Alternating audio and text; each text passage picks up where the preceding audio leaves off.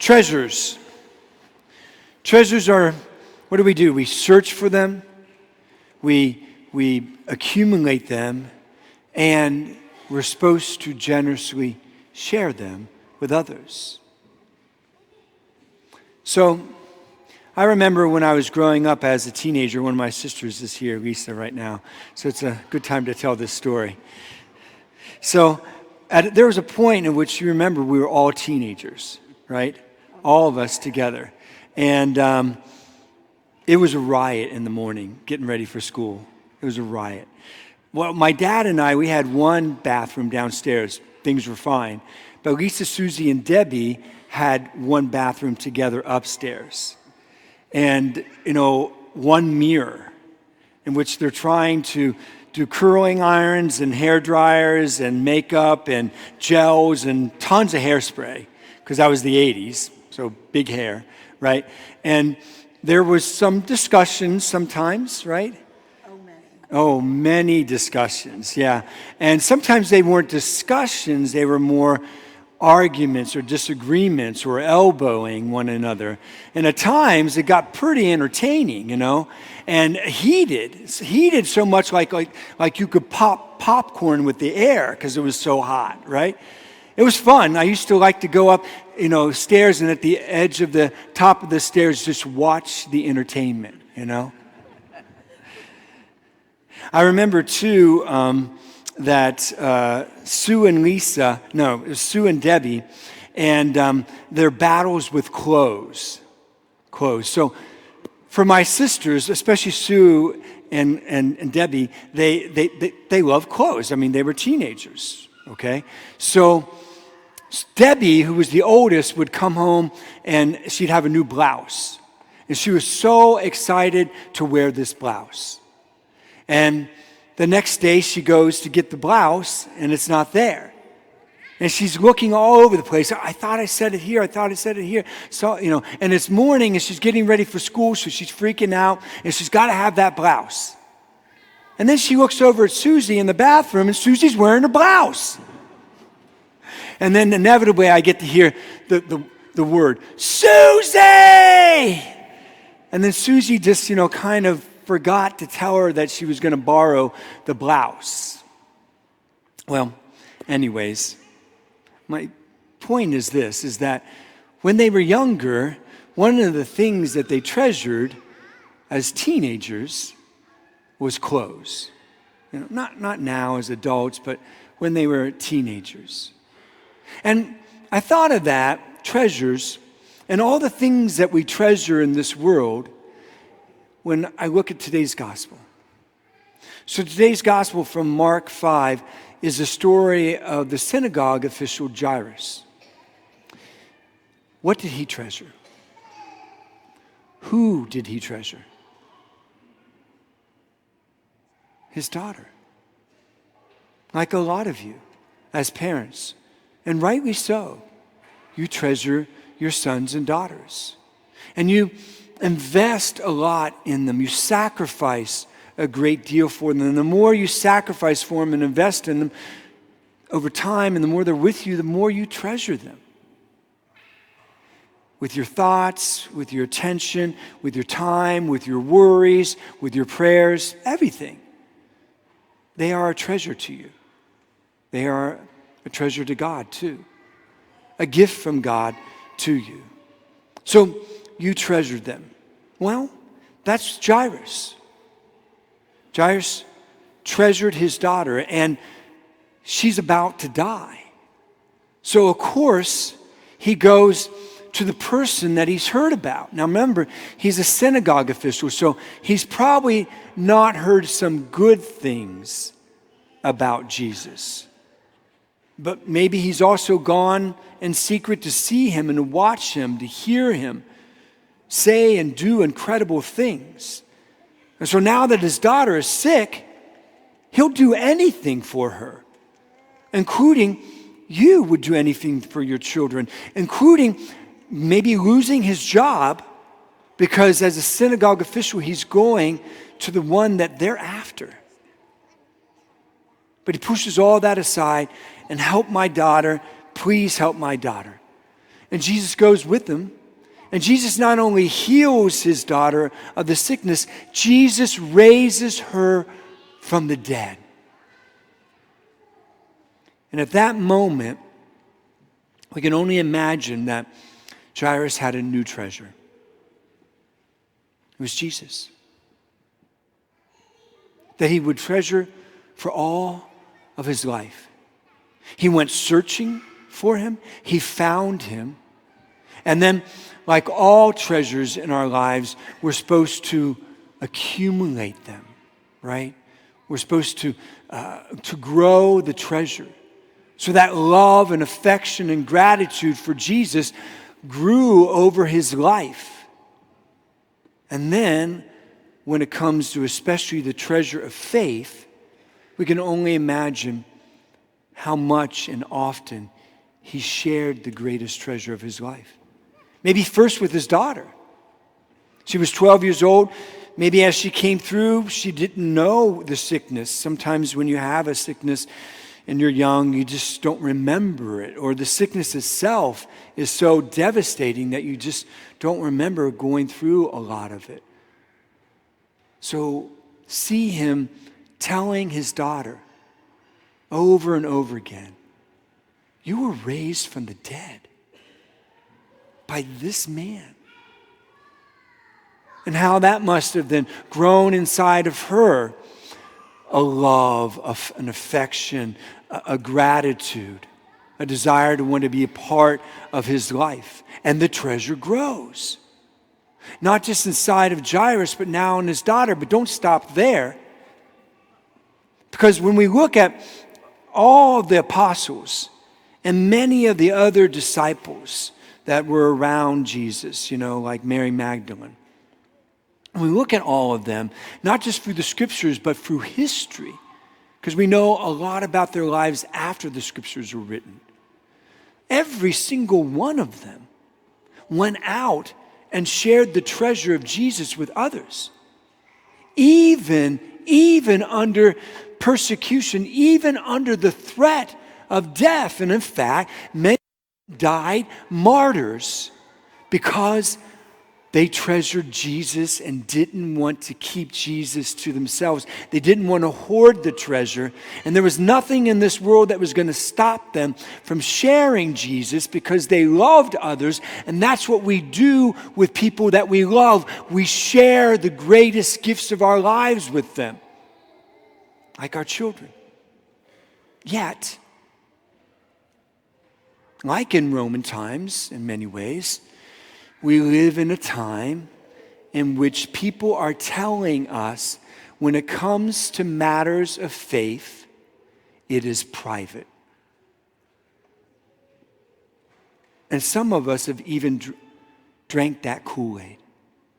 It's private. So shut your mouth when you're in general company. You do not share your faith with other people. And there are some among us who have believed that, and many among us who live that. We live it. Faith was never meant to be private. It was certainly meant to be personal, but it was also meant to be precious. If we follow today's secular mandate, because that's where it comes from, and ultimately, underneath that is the devil himself. If we follow that mandate with our lives at the very beginning, you and I would not be sitting in a Catholic church today worshiping the one true God. Because everyone else before us would have not shared their faith. But for 2,000 years, that's exactly the ways of faith. Is we go and search for the greatest treasure of our lives, who is Jesus. Then what do? We store up that treasure inside of us. It builds up over the course of our years through knowing him, knowing about him, having experiences of him, worshiping him, and so on. And then what do? Because we love our children, for instance, and other people, we pass the treasure on to them. And yet you and I have met people in this world who have not only drank the Kool-Aid, but have drinking it to such a degree that they say these stupid things, let alone do these stupid things. Like, I'm not going to influence my child in the ways of my faith because I want my child to grow up and choose what he or she wants. I just want to barf when I hear that. It is totally against 2,000 years of Christianity. The church grew throughout the whole globe is that people didn't shut their mouths, especially with their children. And as adults, they accumulated through their childhood and into their adulthood and across their adulthood the faith. So they had plenty things to say and witness and give to their children in the ways of faith.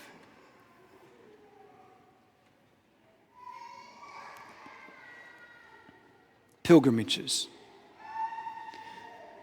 So I just went on a pilgrimage with some of our parishioners. And it was a Marian pilgrimage, so we went to some of the sites that Mary has appeared in apparitions to people. And it was beautiful. We got to have experiences of the faith. For some of us, experiences that we've never had before. And I got to be, as the pastor and the spiritual director, I got to watch all of these people have these experiences and see the reaction, and see in them and hear from them in their conversations around dinner in the evening or in other times, share what it is that they had experienced. What I introduced them to was a tradition in our Catholic Christian faith that has been uninterrupted and around the world for 2,000 years, pilgrimages. And pilgrimages follow the same model of faith I've just described to you. People see a treasure, Christ, and they want more and more and more experiences of Christ. Why? Because they love him. They're grateful for all he's done. They have a memory of him, and they want more of him to store up inside of themselves so that then they could take that treasure and not hoard it for themselves, but then come back to their own place, to their own family and friends, and then across their lives share that treasure with others. That's one of the ways in which the faith has grown over the centuries. And back then, you know, like whether it was like a Camino of Santiago de Compostela, which people have been walking across Spain 500 miles uninterrupted for 1,200 years. Millions upon millions of people do this. So they can go to the bones of St. James the Great, the brother of John, and along the way, the pilgrimage way, they grow in faith. The pinnacle of it is, of course, the Mass of the pilgrims at the Cathedral of St. James there in Compostela. That's the pinnacle. But the way is what's important, right? Getting to the destination, that's what a pilgrimage is about, getting to a destination. But the way is what changes us. The way is what shows I'm looking for a treasure. The way is I'm accumulating that treasure. And the way is I'm getting this, and then I go to the place itself, awesome experiences of God, in this case through the saints. And then the third part of the way is I take this generous treasure back home to others. And can you imagine, way before what we did, got on a plane, got there, did this, and then came back in less than 2 weeks. Back then, when you did this, you often walked it. And depending how far away it was, it didn't take 2 weeks, it was 2 months or 12 months or more. And you had to sacrifice a great deal. Sacrifice. You had to sacrifice a great deal. So you had to sacrifice leaving your home and the security of your home, your family, your kinsfolk, your town, your food that you're used to, your language, your livelihood, your job. And then you had to put yourself on a road that was filled with peril, robbers and marauders who were looking along the pilgrim way, because it was a specific way, they were looking for you to rob you and leave you with nothing. And if you resisted, they would kill you. Yet people have been doing this since the time of Jesus. Well, in fact, before Jesus, because we inherited it from the Jews. They had to make 3 pilgrimages to Jerusalem every year. So, pilgrimages along the way, because there's a treasure that's great for you. In fact, the greatest treasure. And these men and women that did this, along the way, they had these awesome experiences. They did penance for their sins.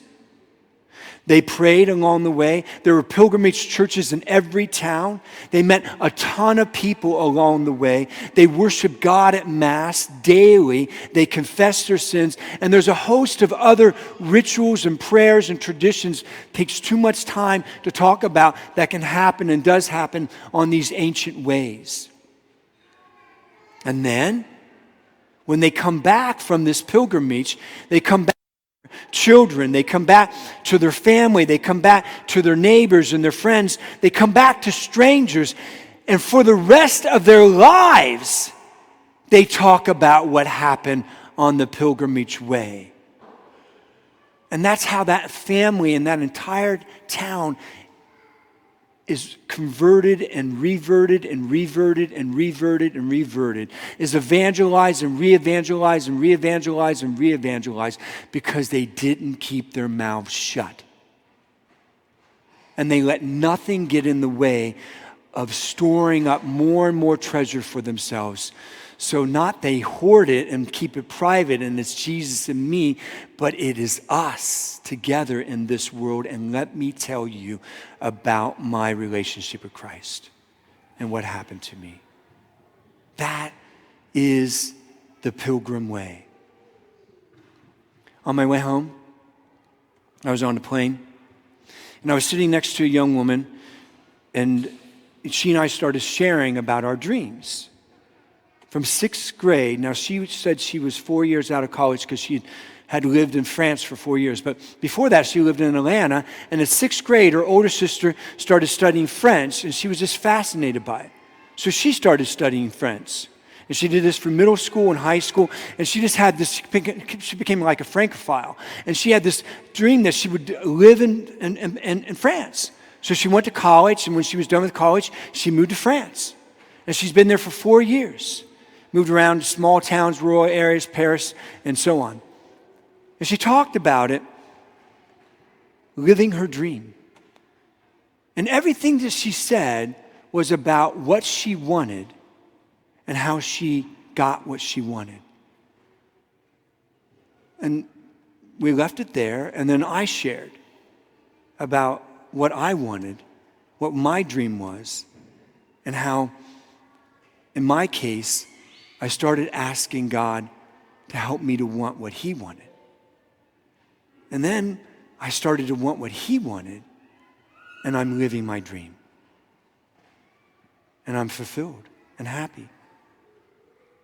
And I turned to her, and she said, I'm not. I'm not. I'm living my dream, and I'm empty inside. So we talked some more, and I shared about the pilgrimage and about my life and my relationship with God. And then in the end, I said, you know, sometimes in my life, I find myself, especially when I don't want what Jesus wants, I just want everything else. I find myself praying this prayer. Jesus, help me to want what you want. And at that, she closed her eyes and she repeated it. And she said, that's the prayer I need to pray every day of my life. Jesus, help me to want what you want. You don't have to go on a pilgrimage to some far off place in order to be on pilgrimage. In fact, we all are on pilgrimage. That is the Christian way. A pilgrimage is about getting to a destination, for us as Christians, a holy destination where we can encounter God. A pilgrimage then for the Christian life is heaven. Heaven is that holy place. Heaven is that destination. Heaven is that place where we're going to encounter Christ forever. But the way is what matters. The way. And along the way, we're taught by our ancestors in faith 3 things. Desire Him. Want what He wants. Pray that every day. And what will happen is you'll start to see He is the greatest treasure of your life. There's nothing else more than Him in this world. And in fact, when we start to treasure Him and then start to accumulate that treasure of Him in our lives, when we start to store Him up and grow up in faith across our lives, then what happens? He becomes so treasured to us, so precious to us, that we would never think about hoarding Him to ourselves. We would never let a culture say to us, shut your mouth. And we would love people so much that we would want for them what God has given to us. Let me say that in reverse. How much do we have to dislike people, even among our own families, in order not to share with them the greatest treasure of our lives?